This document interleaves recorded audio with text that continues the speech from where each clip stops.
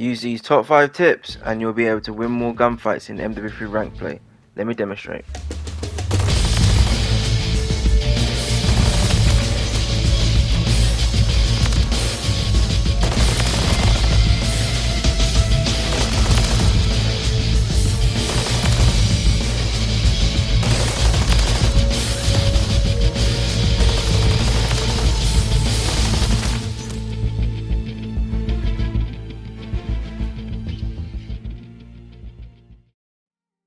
Okay guys, so for tip number 1, it's going to be improving your gun skill. So I'm going to be letting you in on a couple secrets that will instantly improve this. Firstly, change your button layout. If this is still on default, you're already doing something wrong unless you play claw. If you don't know what that is, it's just when you use your index finger for the 4 buttons on the right side of the controller and you use your middle finger to shoot instead of your index finger. Also, if you guys have paddles, then you won't need to bother changing your button layout. Paddles are just buttons at the back of the controller that allow you to play without removing your thumbs off the analog sticks. Right, so I'm now going to give you 2 of the best options that you can use as a button layout. One being tactical. Tactical swaps your right stick and circle or B on Xbox around, which makes it easier to drop shot, snake if you do it right, and with the return of slide cancelling, this makes it much easier too. And the other option you can choose is stick and move. This is where instead of crouching and laying down with your right stick like tactical, you're actually going to be using this to jump. But you now use X or A if you're on Xbox to melee.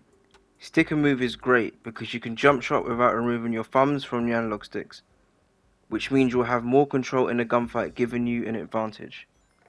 Okay, so if you've decided on a button layout and you've made it this far into the video, I'm going to show you how these layouts come into play.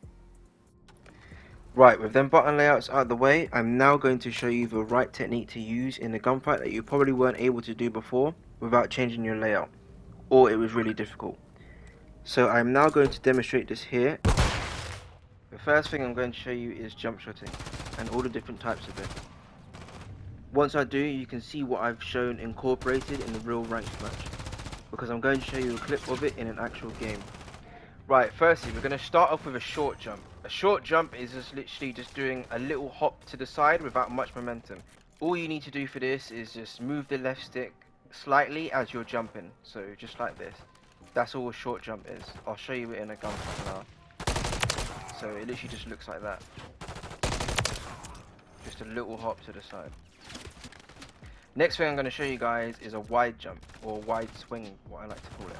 So a wide swing is basically the opposite of a short jump. You're actually going to be running with momentum and then jumping. So a wide swing will look like this. I'm going to show you this in a gunfight now.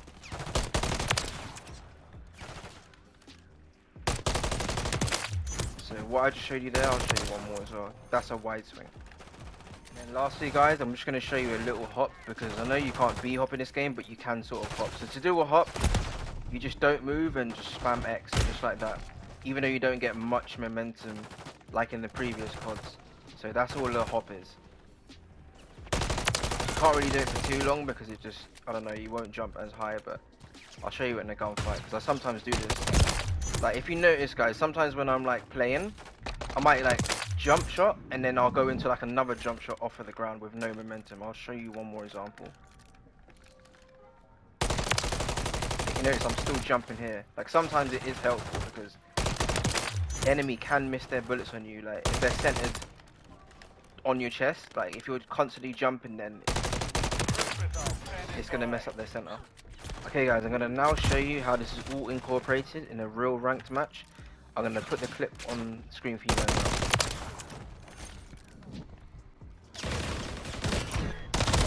now.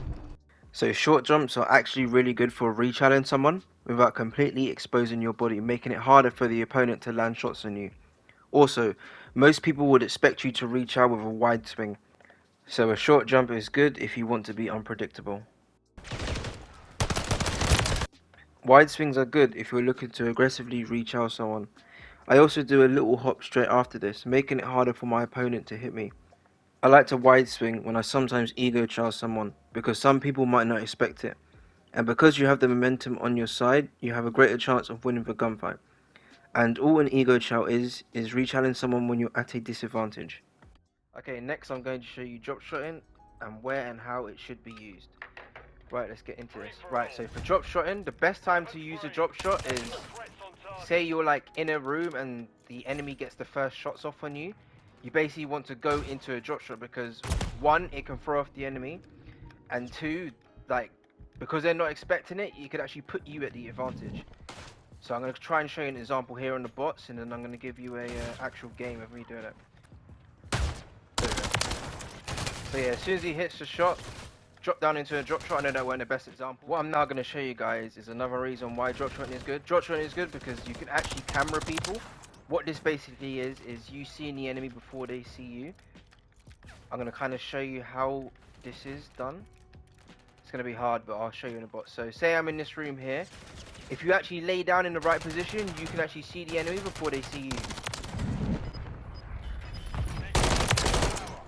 So as you can see, this enemy got cameraed hard, because you can tell that I saw him before he even saw me. This made winning the gunfight so much easier because of Pika's advantage. This is the best way to use a drop shot. Even if the enemy gets the first shots off, you have more of a chance not dying if you do this, because it might throw the opponent off if he's not expecting it, giving you a better chance of winning the gunfight even if he shoots you first. I'm now going to go into aiming and centering. First, we're going to start with pre-aiming. So pre-aiming is just essentially aiming in an area before someone's going to even go there. So say you're going to predict someone to be in a certain location, you're going to pre-aim that. Like I'm ADSing while going around the corner. Well, I'm going to show you an example. What I'm going to do here is pre-aim under ticket. He went into garage. And then simply just pick up the kill there into the garage. Right, I'm going to show you guys pre-firing. So pre-firing is shooting before an enemy is there. So say there's like a common spot on the map, so this guy is going past the forklift to the garage cubby. I'm gonna pre-fire this, end up taking the guy out in the garage. So that's pre-firing. I'm gonna show you guys centering and why you should have good centering. So all centering is basically, you see that little dot in the center of your screen? You want this to be in the middle. You don't want to be too low or you don't want to be too high. The reason for this is when you get in a gunfight, it will make it easier for you to hit the chest and above. You don't want to be aiming at their feet because you'll do less damage if you're aiming at the feet. And the higher multipliers tend to be higher up in the body. For example, like a headshot. So I'm going to show you some kills with good centering.